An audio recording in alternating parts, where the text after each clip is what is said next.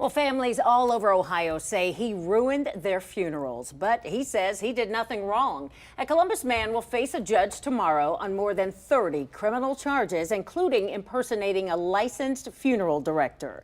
Thanks for staying with us. At 6, I'm Yolanda Harris. And I'm Andrew Kinsey. 41-year-old Shawnte Hardin was arrested yesterday. 10 TV's Kevin Landers has the exclusive video and what questions people should be asking before hiring a funeral director. This is Ohio Highway Patrol dash cam video that shows a trooper pulling over an SUV for a traffic signal violation. In the back seat is Shawnte Hardin. We got pulled you over back there when you're in the far right lane. You use your turn signal when you're passing cars. You turn to the left lane, middle lane. After talking with the driver, the trooper turns his attention to the back seat where Hardin is sitting and asks where the car is headed.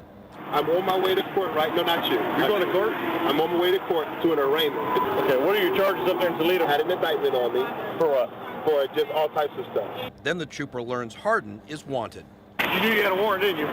Hardin is now in the Lucas County Jail on 37 counts, including representing himself as a funeral director while unlicensed. When we find out that there's people out there impersonating funeral directors and taking advantage of those families at the hardest times in their lives, it offends us greatly.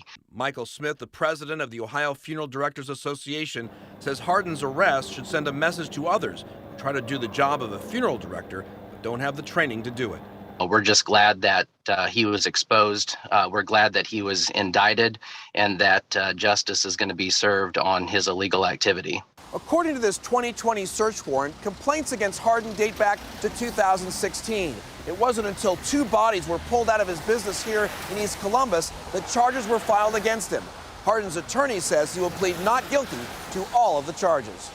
Hardin says he was providing low-cost funerals to people who couldn't afford the cost of traditional funeral homes, and the services he provided, he says, didn't require a license.